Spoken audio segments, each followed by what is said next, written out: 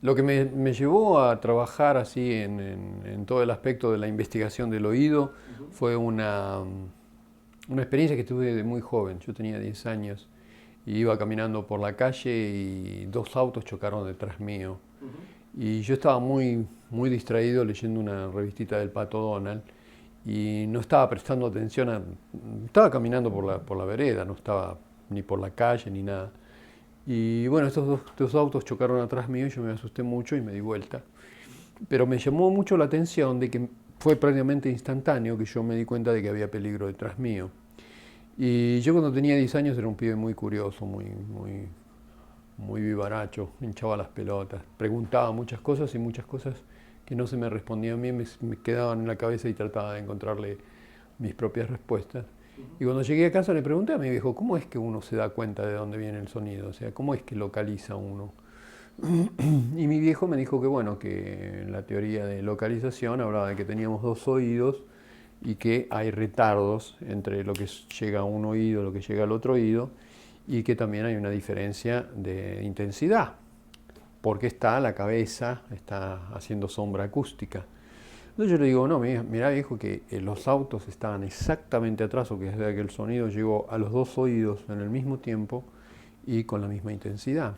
Entonces él me dijo, bueno, algo tendrá que ver las vueltas de la oreja, qué sé yo qué. Entonces me quedé me quedó grabado en la mente de que, bueno, algún día voy a hacer un micrófono que parezca una oreja. Y bueno, lo primero que noté era que todo lo que uno escuchaba, que grababa con dos micrófonos y escuchaba dentro de los auriculares, todo parecía dentro de la cabeza. O sea que no era que era externo, sino que era un mundo muy artificial, que de ninguna manera me podía llegar a convencer como que estaba sucediendo. Y otra cosa que me llamó mucho la atención, que ya había descubierto cuando tenía 10 años, era que el hecho este de la binauralidad no era cierto. No era cierto por varias razones. La primera razón era que si un sonido, que hay muchos sonidos que llegan a los dos oídos al mismo tiempo y con la misma intensidad, por ejemplo, adelante y atrás, arriba y abajo, o sea, todos los sonidos que estén en el medio de la cabeza no podrían ser localizables por esta teoría de los retardos y la intensidad. O sea que, y otra cosa que me llamaba mucho la atención era que si vos te tapás un oído, primero que no se pueden panear las cosas. O sea que si vos estás hablando delante mío y yo me tapo un oído, vos no pareces hablándome de acá. Que en realidad es lo que hacen el paneo, o sea, cambian o sea, en el paneo, en el estéreo convencional, vos tenés el izquierdo y el derecho. Cuando están los dos, se ve en el centro. Cuando está uno solo, se ve al costado. O sea que si yo de alguna manera quisiera moverte en el espacio, lo único que tendría que hacer es taparme los oídos y vos te moverías como un loco. Y otra cosa que me di cuenta era que si vos te tapas un oído, todavía podés seguir localizando los sonidos. O sea, ahí en el Teatro Ciego, no sé si vos viniste, bueno, muchas veces agarro a alguien joven de la audiencia, generalmente una chica linda, si todo el mundo presta atención, entonces le hago tapar un oído y con una cajita de fósforos le hago, cerrando los ojos, le hago decir si va, qué tipo de movimientos hace, y me dicen va para arriba, para abajo, da todo alrededor. Incluso termino ese experimento haciéndole escuchar con la cajita de fósforos números y letras que con un solo oído se pueden dibujar delante de la cara. O sea que para hacer bien en claro que esto de la teoría binaural es todo una mentira. O sea, yo empecé a pensar un poquito qué tipo de modificación podía llegar a tener este oído humano con respecto de sonidos externos. Y llegué a la conclusión de que matemáticamente la única manera era si este oído no era un ente pasivo, sino que estaba interactuando con este sonido que estaba llegando, o sea que estaba emitiendo sonido. Entonces desarrollé toda una teoría de emisión, donde ahí sí las vueltas de la oreja forman parte no de un filtro de llegada, sino que es un emisor asimétrico. Entonces estos sonidos que vienen siendo emitidos por el oído tendrían unas características asimétricas que haría que la interferencia en las diferentes posiciones fueran diferentes. Hasta ahí todo bien. El asunto es que había que entender también si esto era cierto, donde en el oído humano estaba el mecanismo para detectar estos cambios. Y una de las cosas que me llamó la atención es el asunto de la tímbrica. La tímbrica es lo que hace que vos, por ejemplo, analices la relación entre armónicos y fundamentales, donde vos podés perfectamente determinar si es el la de un oboe o un violonchelo o un piano. Es la composición armónica de un sonido que te permite de alguna manera entender el frente de onda, qué tipo de onda produce un cierto sonido. Entonces, si bien los músicos están de acuerdo que nosotros tenemos esa capacidad, en la literatura no existe. O sea que el chabón que estudió el oído prácticamente dijo que hizo todo un modelo muy simple del oído humano, y en ese modelo no estaba contemplada la capacidad de entender la tímbrica. Una vez que yo tuve desarrollado la teoría de escucha humana, que era que el oído emitía sonidos y que producía interferencias, me interesé mucho en ver esas interferencias cómo podrían llegar a ser captadas por el oído interno. Y el problema más grande es que toda la física del oído interno está basada en un error. O sea, el tipo que ganó el premio Nobel, que era no me acuerdo si era alemán o yanqui, qué sé yo, que era un ingeniero que trabajaba para la Bell, la compañía de teléfono, llamaba von Bekesi. El tipo hizo un análisis de la cóclea, del oído interno, y el tipo se resarpó. El tipo probablemente empezó a hacer modelitos muy simples, donde primero todo estas cosas que suceden en un espacio muy pequeño. Y esto que sucede en un laberinto que es como si fuera un caracolito. Se llama la cóclea, que quiere decir caracol. Bueno, el tipo lo primero que hizo fue para estudiarla fue desenrollar este caracolito. O sea, más o menos algo así como, ¿viste los espantasuegra que vos soplás y se desenrolla? Sí. Bueno, todos los mecanismos funcionan con esto enrolladito. Él lo estudió soplándolo, o sea, estirado. Y después otra cosa, hay dos tubos de fluido, donde hay agua de mar, muy parecido al agua de mar. Y entre estos dos tubos hay una membrana. Bueno, el tipo la estudió y hizo todo un desarrollo como que esta membrana estaba súper poblada de pelitos, de cilia, que detectaban vibraciones. Y él incluso llegó a hacer unas cubetas así de vidrio con una membrana de goma. Y ese era su modelo de la cóclea. Y es el día de hoy que se puede encontrar en muchas universidades, el modelo de la cóclea. Bueno, yo lo estudié y me di cuenta que el tipo era un chanta. O sea, no tenía la menor idea de lo que estaba hablando. O sea, no cerraba nada de lo que él decía él. Una de las cosas que él dijo, que fue una repetición de lo que dijo Helmont, era que esta membrana, con todas estos pelitos que detectaban, de alguna manera mágica, resonaban las diferentes frecuencias y que habían detectores para las altas frecuencias, para las medias frecuencias y para las bajas frecuencias. Y esta teoría se la llamó de localización. Localización porque las frecuencias están localizadas como si estarían... Helmont lo decía como si fueran las cuerdas de un arpa. Y para ser diferente, Helmont dijo como las cosas de un piano. En este modelo, cuando el oído, el sonido entraba, hacía que estos pelitos, estas cosas, detectaran las frecuencias de una manera separada una del otro. Que es más o menos lo que pasa en un analizador de espectro. Viste que tenés un montón de LEDs, vos pones un sonido y te aparecen las diferentes intensidades. El único problema con ese modelo es que no te dice la relación entre armónicos y fundamental. O sea que si vos en un analizador de espectro tocas el la de un piano, más o menos te parece la misma estructura que si fuera un oboe, porque están todas las frecuencias más o menos parecidas. Pero si vos eso lo pones en un osciloscopio que te da la forma de onda y pones todos los instrumentos, vas a ver diferencias. Porque en el osciloscopio, para crear esa curva, no solo se detectan las intensidades de cada frecuencia, sino el orden. Entonces eso te da una curva. O sea, no es una curva de respuesta de frecuencia, sino es una curva tímbrica, que te da una idea del frente de onda que tiene. Bueno, el asunto es que todo el modelo de Békessy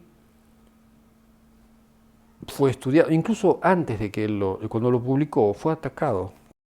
Lo que nos da la holofonía, que no nos da ningún otro tipo de sistema, es que en cualquier otro tipo de sistema vos estás jugando mucho con las intensidades y los tiempos de llegada.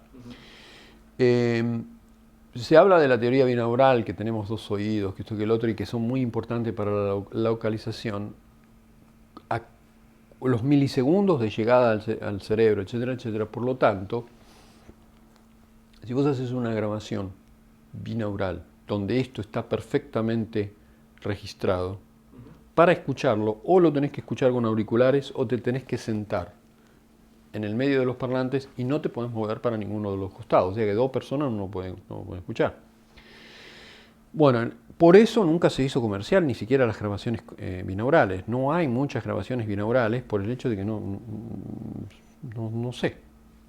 A mí me encantaría tener grabaciones binaurales, y no, comercialmente no existen. Bueno, el asunto es que la holofonía, al no tener relación entre el derecho y el izquierdo, vos incluso podés agarrar el soldador, desoldar los cablecitos de un auricular y darlos vuelta, o sea, dar vuelta a la fase de uno de los dos y se sigue escuchando la holofonía. Y no solo eso, vos por ejemplo... ¿Es una cuestión de fases? No es una cuestión de fase. Los dos canales son totalmente independientes uno del otro y tienen 100% de la información espacial. O sea que no es... La información espacial no es una composición izquierda-derecha, no es un análisis izquierdo-derecho. Eso es la diferencia. El binaural, vos tenés que comparar el izquierdo y el derecho, y la diferencia de fase, la diferencia de intensidades, de frecuencia, etcétera, etcétera, te dice dónde está. En la holofonía eso no existe. Eso lo podés escuchar solamente con un auricular, cualquiera de los dos. Eso tiene una ventaja específica con los parlantes. Cuando vos estás escuchando en parlantes, no te tenés que sentar en el medio. Tiene una diferencia a nivel teórico y a nivel práctico. O sea que en realidad es una manera de registrar información acústica para el cerebro, no para los oídos. O sea, vos en el momento que vos lo emitiste, esa información, si el cerebro la capta, percibe toda esta relación de estar ahí. O sea, la holofonía, eso es lo que inventé yo. Los parlantes holofónicos se diferencian de los parlantes normales, digamos, en que todos los parlantes convencionales son de varias vías. Varias vías significan que cada frecuencia sonora está dedicada a un parlante diferente. Por ejemplo, para las bajas frecuencias se utiliza un parlante un poquito más grande, o sea, acá lo tenemos, un parlante grande que va a producir, se mueve lentamente, y un parlante más chiquitito que se mueve muy rápido. Entonces, acá adentro hay un divisor de frecuencias que generalmente son circuitos resonantes que ya de por sí, por una cuestión de cómo están hechos, ya te desfasan todas las frecuencias. Por ejemplo, los capacitores sabemos que adelantan o atrasan, no me acuerdo bien, uno adelanta, el otro atrasa. Todo lo que sea una forma de onda periódica. Y después adentro también hay inductancias, que son rollitos de alambre, que hacen lo contrario.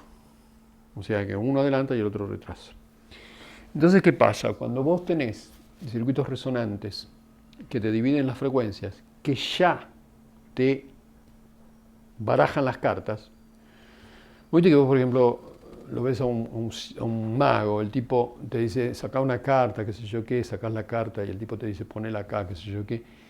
pero el tipo ya las tiene ordenadas de una manera que sabe dónde está la carta. Bueno, si vos le agarrás al mago, le agarrás el coso y dices, pará un cachito que te las mezclo, ya el tipo no puede hacer ese truco. Dice que cambió el orden de todas las cartas. Bueno, el asunto es que acá ya el crossover o el divisor de frecuencias ya te cambia el orden de cómo venían las frecuencias. Pero ponele que vos pudieras hacer un crossover digital, que te lo deje perfecto, sin distorsión, que así como entró, salió. O sea que vos juntaras los cables, los juntaras de nuevo, los de los bajos, los medios, los agudos, los juntaras de nuevo y la misma onda que entró, salió. Ponele que lo pudieras hacer, que hasta ahora no lo hicieron. Todavía cabe el problema de que los bajos van a estar emitidos por un parlante diferente del otro. Este particularmente, no sé si la cámara lo ve, tiene 2 vías, pero hay algunos que tienen hasta 3 vías. E incluso allá en la otra habitación tenés parlantes con varias vías, 3 vías. Bueno, el asunto es que eso, desde el punto de vista acústico, es una barrabasada. Es una barrabasada por muchos factores, pero algunos que me imagino que a la audiencia le pueden llegar a interesar. Es el siguiente: si vos, por ejemplo, pusieras en este parlante pusieras un impulso muy breve, pero de mucha intensidad. Por ejemplo, agarras una batería de auto, y agarras los cables y le haces hacer chic, así que el parlante tenga que hacer esto, para arriba y quedarse quieto, pues ya se acabó. Eso se llama respuesta de impulso. Y vos pusieras un micrófono, 1 metro, y vieras cómo se comporta esto, lo primero que te vas a dar cuenta es que en el momento que la batería se puso en contacto, el primero que va a salir, porque es más livianito, va a ser el tweeter. Entonces el sonido va a ir. Y mientras tanto el woofer, que es más pesado, más robusto, tiene una frecuencia de resonancia más lenta, se va a empezar a mover un cachito después. Ahora, cuando el tweeter ya hizo su chic y se quedó quieto, ahora se va a empezar a mover esto. Vos imagínate verlo todo en cámara lenta. Se va a empezar a mover esto y va a producir una onda que tiene que ver con su frecuencia de resonancia. En general, las frecuencias de resonancia de los woofers, de los parlantes así, qué sé yo qué, son de más o menos unos 50 Hz. Ahora, lo que es interesante es que 50 Hz, que sería una onda de 50 Hz, viaja a una cierta velocidad, la velocidad del sonido. O sea que este parlante va para adelante y para atrás para producir esta onda de 50 Hz. Eso es lo mínimo que puede producir, porque el parlante tiene que ir para adelante y para atrás.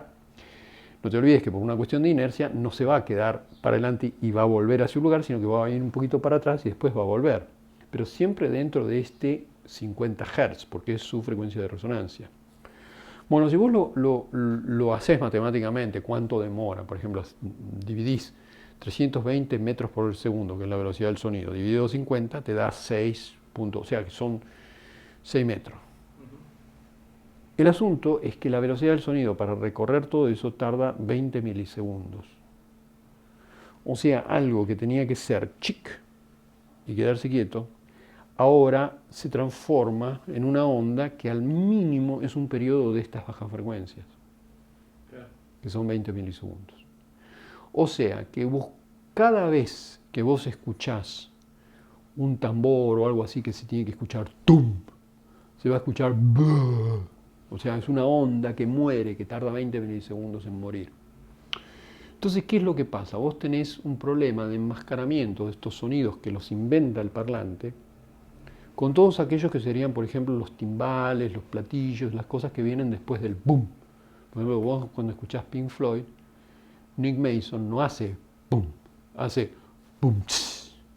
Al mismo tiempo hace tss. El tipo al mismo tiempo le pega al bombo y al platillo. Entonces, si vos lo mirás en cámara lenta, esto tiene que ser tum, tss. ¿Entendés? Ahora, si vos tenés esta cosa que te hace tum, el tss no lo vas a escuchar. Entonces la gente se sorprende cuando viene a escuchar Pink Floyd y dice que parece que estuviera la batería ahí. Porque no pasa por todas estas cosas. Ahora, otra cosa que tiene estos aparatitos es que los parlantes estos que nosotros llamamos woofers, vos lo viste que tienen mucha más superficie que el tweeter, son más grandes. Bueno, aún así se dice que son grandes, pero son relativamente pequeños para las frecuencias de onda que manejan. Por ejemplo, las longitudes de onda de una frecuencia de 20 Hz, que es lo más bajo que nosotros escuchamos, tiene 16 metros. O sea que esto, que son 10 centímetros, menos de 10 centímetros, con 16 metros, no tiene nada que ver. Entonces este bicho no es capaz de mover todo el aire que reproduciría toda esta onda de baja frecuencia. Entonces, ¿qué hacen los fabricantes truchos que siguen los parámetros de Baum-Bekesi? Es asociarlos con una caja que va a resonar. O sea, ya no estás escuchando el parlante, sino que estás escuchando la caja que resuena.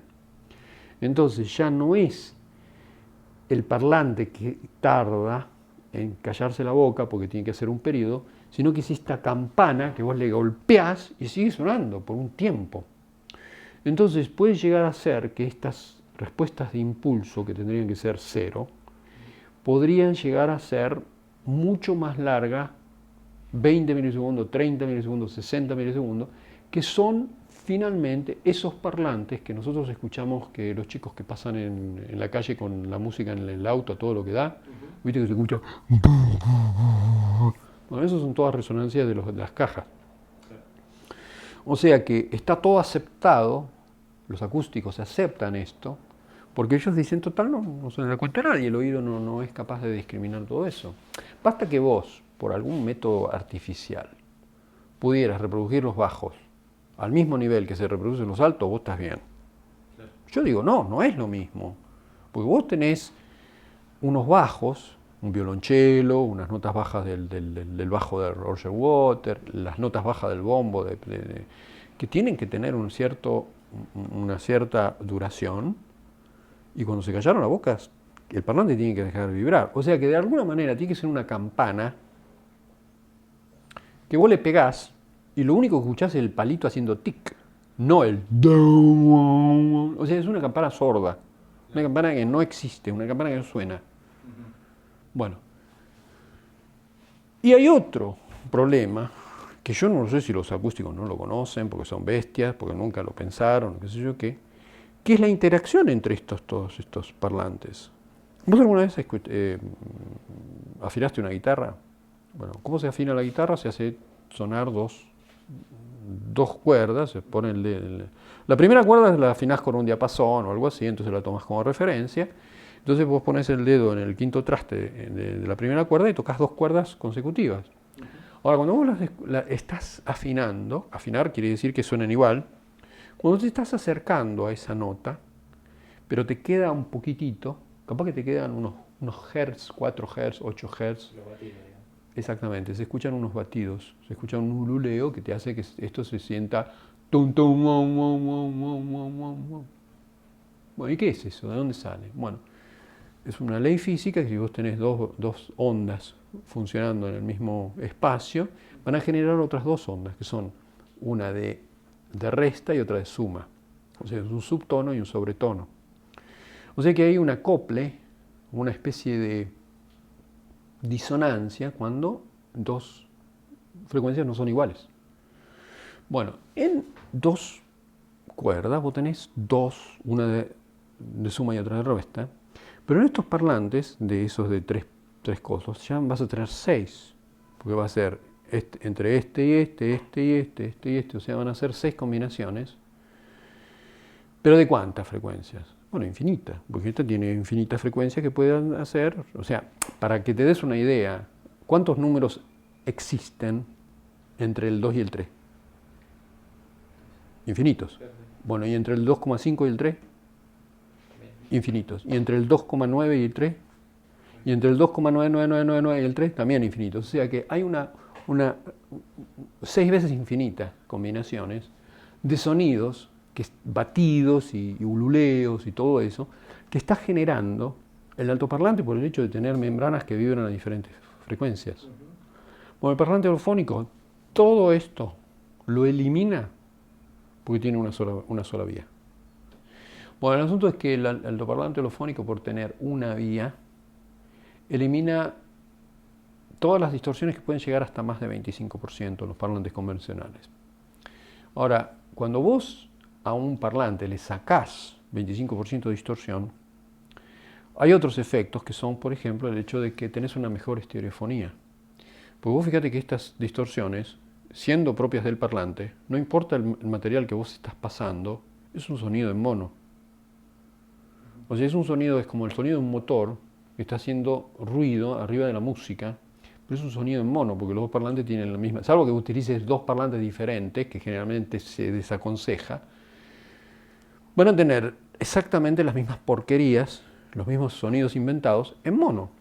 Entonces vos cuando vos tenés un sonido estereofónico va a estar enmascarado por una cosa que está ahí. No solo eso, vos cuando estás escuchando en holofonía y tenés el campo visivo en 2D y es restringido porque vos tenés un televisorcito, que sé yo qué, el sonido que es periférico hace que esa ventana parezca que se agranda.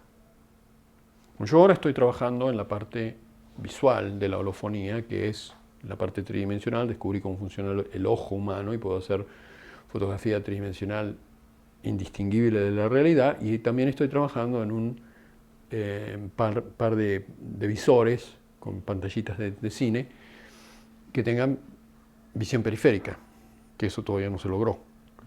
Entonces, mi idea es en algún momento hacer filmaciones en holograma, que es el sistema tridimensional que inventé, basados en visión periférica, en alta definición, visión periférica, y he escuchado en auriculares o en parlantes holofónicos de una grabación holofónica. O sea que vos de alguna manera vas a pensar que estás ahí sí o sí.